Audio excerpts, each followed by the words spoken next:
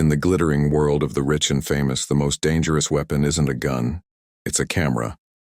And for over a decade in Italy, one man aimed that weapon better than anyone else. This is a story about power, not the kind that comes from politics or old money, but the kind that grows in the dark, whispered in back rooms and paid for in fear. It's the story of a man who understood a simple, brutal truth. A secret is only a secret until someone takes a picture. His name is Fabrizio Corona. To the public, he was a celebrity in his own right, a brash, tattooed bad boy who graced magazine covers. But to those on the inside, the footballers, the politicians, the television stars, he was something else entirely. He was the king, the paparazzi king. He didn't just chase ambulances, he created the crashes. Starting as a photographer, he quickly realized the real money wasn't in selling a photo to a magazine. The real money was in selling the silence about the photo to the person in it. His method was simple but ruthlessly effective. His network of photographers would capture a high-profile figure in a compromising position, an affair, a drug deal, a moment of weakness. But that photo would never see the light of day. Instead, a phone call would be made. An offer would be extended. For a price, the evidence would disappear. Silence was his commodity and business was booming. He built an empire, Corona's, an agency that became the gatekeeper of scandal. Media outlets came to him for the juiciest stories, and celebrities came to him to bury them. He was on both sides of the transaction, controlling the flow of information like a master puppeteer. He decided who would rise and who would fall. He wasn't just a blackmailer, he was a kingmaker. He held the careers of Italy's most powerful people in the palm of his hand. His influence was so vast that a single phone call from him could end a marriage, derail a political campaign, or bench a star athlete. He reveled in the power, flaunting his wealth and his control. But when you build an empire on the secrets of others, you make enemies, powerful enemies, and the walls you build to protect yourself can very quickly become a prison. The question was never if his empire would be challenged. The question was, when it was, how many people would he take down with him? An empire built on secrets is a fragile thing. For Fabrizio Corona, maintaining control was everything.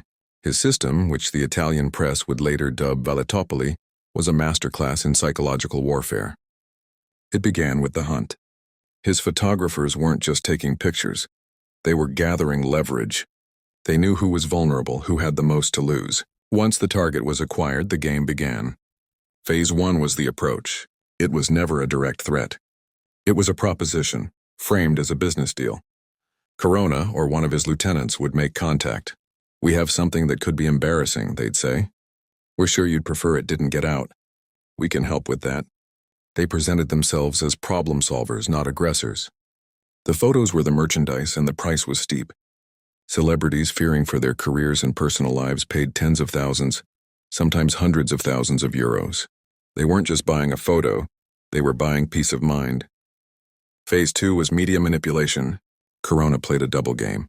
While extorting a celebrity, he would simultaneously leak hints of the story to his contacts in the press, driving up the price of silence. He created the demand and then sold the supply. He could plant a story, kill a story, or create a bidding war between a magazine and the celebrity the story was about.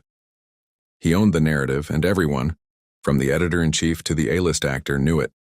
Fear was his greatest ally. People paid because they were afraid of him, and the media complied for the same reason. But as the money poured in, so did the arrogance. The empire became too big, too loud. Corona was no longer a shadowy figure. He was a star, bragging about his exploits on national television. He was untouchable, or so he thought. But whispers in the halls of justice had begun. Investigators started connecting the dots, mapping out his network of photographers, informants, and coerced victims. They saw a pattern of extortion that was too blatant to ignore. The king had built his castle in plain sight, decorated with the spoils of his conquests. He never imagined that the same visibility that gave him power was also painting a target on his back. Every king has a reign. Fabrizio Corona's was about to face a reckoning. For years, Fabrizio Corona was the predator. Now he was the prey. The investigation that had been simmering in the background finally boiled over. It began with raids. Police stormed his opulent offices, seizing computers, files, and cash. The king's castle was breached. The arrest was a media circus. The man who had orchestrated so many front-page photos was now the subject of them, his confident swagger gone. replaced by the cold steel of handcuffs. The media, which had once been a tool in his arsenal, turned on him with breathtaking ferocity. The journalists he had fed stories to, the talk show hosts who had interviewed him, they all lined up to dissect his downfall. He was no longer the paparazzi king, he was the monster of the week. The Valetopoli scandal exploded, and Corona was at its epicenter. Victims, once too afraid to speak, now came forward. The conspiracy of silence he had so carefully constructed was shattered. The trial was a spectacle. In court, prosecutors laid out the full extent of his empire, detailing a systemic campaign of extortion, fraud, and corruption. They played wiretapped phone calls, presented financial records, and brought witness after witness to the stand. The defense argued he was just a savvy businessman playing a dirty game. But the evidence was overwhelming. The man who lived his life in the public eye was now having his dirty laundry aired for the entire world to see. The verdict was the final crushing blow. Guilty. He was sentenced to years in prison. The camera flashes that had once signaled his power now captured his defeat. The images were stark. The luxury suits replaced by prison fatigues, the penthouse views replaced by iron bars. The fall was not just financial or legal, it was existential. He had lost his power, his freedom, and the one thing he had crafted so meticulously, his image. The empire was in ruins, and the king, stripped of his crown, was finally alone with the consequences of his reign. Prison should have been the end of the story. For most, a conviction for extortion and years behind bars would be a career-ending, life-altering defeat. But Fabrizio Corona is not most people. For a man who built his life on being seen, prison wasn't an end. It was a metamorphosis.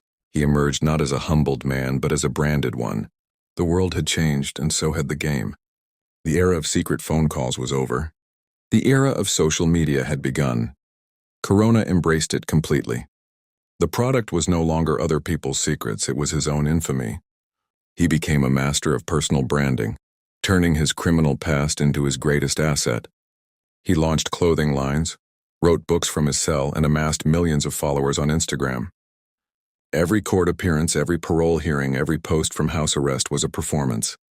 He was the martyr mogul, the outlaw philosopher. He had monetized his own downfall, but the shadow of the law never truly left him. His life became a revolving door of freedom and confinement. He would be released on probation, only to be sent back for violating its terms, a controversial social media post, an unauthorized trip. Each arrest was another spectacle, fueling his narrative of persecution. He was in a constant war with the justice system, and he made sure everyone was watching. He argued that he was being punished not for his crimes but for his fame, for his refusal to be silenced. Today, Fabrizio Corona is a paradox. He is a convicted felon who still commands the attention of a nation. He is a cautionary tale who is also an influencer. He lost his empire of secrets, but in its place he built an even more durable one, an empire of personality. His story is no longer just about blackmail and paparazzi. It's about a culture that rewards notoriety, a media landscape that feeds on conflict, and a world where the line between fame and infamy has been erased forever. He proved that in the 21st century, the most valuable currency isn't money or power, it's attention. And Fabrizio Corona, by any means necessary, always gets his share.